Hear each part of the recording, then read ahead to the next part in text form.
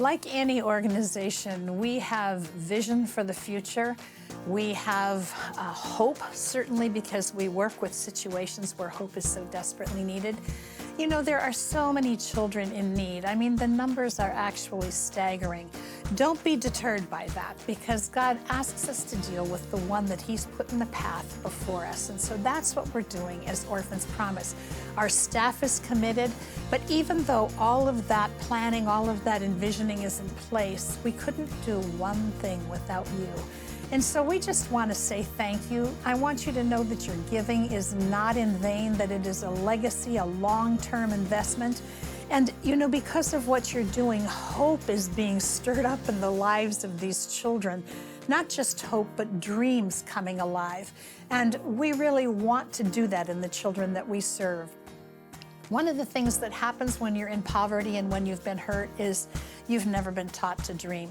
Let's teach children to dream in a way that creates a generation of children and young people that know who they are, who God is, and how He wants to make an impact in their lives. Let's do this together. Hi, my Orphans Promise family. I just want to share with you a couple things that I'm so grateful for today. I've been working with donors for a long time, and I've really had the privilege of meeting and getting to know and connecting with people just like you in deep relationship. But I have to say that my Orphans Promise family are people that are the most committed, the most loyal, and probably the most dedicated to the work we do. In the last 12 months, it's been a year that has shown us be up and down, and there's lots of things that come along the way. But one thing that has never changed is the steadfastness and the encouragement that you have given us as we've worked with children all over the world. You know, we've had 100,000 children this year that we took from a place of at risk to thriving. That's pretty incredible. But we could never, ever have done that without you. So thank you. Thank you for taking the journey with us. Thank you for continuing the journey with us. And may you know that this is a time in which we can build such hope in the lives of children that have no one else to speak for them. So I want to keep taking this journey, and I want to keep walking together, because a family doesn't give up on each other. A family continues to do the hard things together and to keep doing the things that will make a difference. There's an old proverb that I've heard that I think really helps me understand what Orphans Promise is all about. And it says, if you really want to go fast, you can go alone. But if you really want to go far, you need to go together. So OP family, let's do it. Let's go together. Let's take this to the next journey, side by side. So we're always looking ahead in Orphans Promise, looking to the next year, looking to what we can do differently, what we can improve on, what we can learn so that we can pass it on to people in the field. You know, we deal with children who've come from hard places. And so one of the things we're really focusing on right now is helping the staff that actually deals with and treats these children, loves these children, how to manage that. How do you love a child and help a child who's come from a hard place? It's not just education, it's not just feeding them. This also involves healing. You know, bringing the healing power of Jesus Christ right into the midst of their needs. It means loving them through thick and through thin, and sometimes that's a challenge. So we're all about wrapping ourselves around these very special, very precious, very gifted people who are working with children. You know, some of these children have issues just with abandonment, but some of them come from places of sexual molestation, of being trafficked. You know, you don't just educate a child like that. You invest in them wholly with healing and with a whole heart. So that's a big part of what we're wanting to expand on as we move forward into this next year, and not just go wide, but go deep.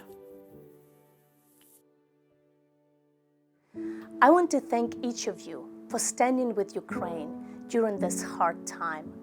Even when it's not the hot topic in the news anymore and you really need to look what's happening there, you have not given up and you have been supporting Orphan's Promise in our endeavors to bring hope to those children who are still in desperate places, who still are witnessing the horrors of war, who are running away and who have lost everything.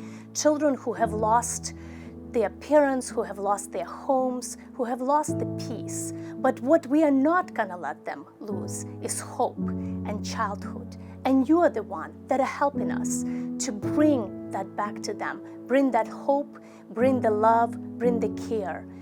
They are praying for you every day because you are the ones that are showing them that hope is near, victory is near, normal life, peace, love, childhood is coming, and you are the ones that are making it possible.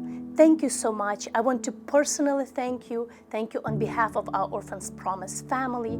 Thank you on behalf of all of those countless children that are praying for you because you are not giving up and standing with us in that. Thank you very much. May God bless you. This year, we have seen an increase in the number of projects and partner ministries that we are working with as Orphan's Promise. Who would have thought that when we began this mission nearly 20 years ago, we would have grown into an organisation that is impacting and helping to transform the lives of so many people every year. In 2022, through our 7 regions, we're now working in 69 countries and 413 projects. That means that we've had the opportunity to reach over 114,000 people, bringing them the hope of a different future. And as we have worked within our 6 key areas of ministry, we've had the privilege of bringing the gospel to over 45,000 people. We've been able to help over 26,000 children access education programs. Nearly 31,000 children are now in active discipleship programs, as well as providing nutritional support for over 12,000 children who so desperately need good food to help their development.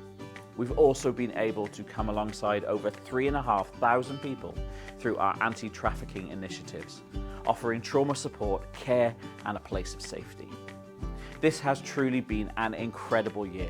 We thank all of you who are part of the Orphan's Promise family, because it's through you and your support that we are able to be the hands and feet of Jesus in some of the darkest and most challenging places in the world.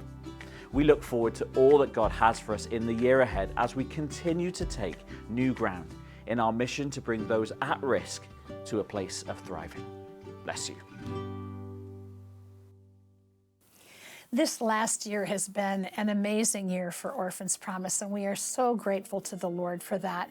I want to tell you that, of course, we want to grow. You know, I think every organization wants to grow, but we don't want growing wide to be our only focus. We also want to grow on going deep, putting down deep roots that are going to last, not coming in for a day with just a brief need, but actually investing in the lives and the future of the children that we serve.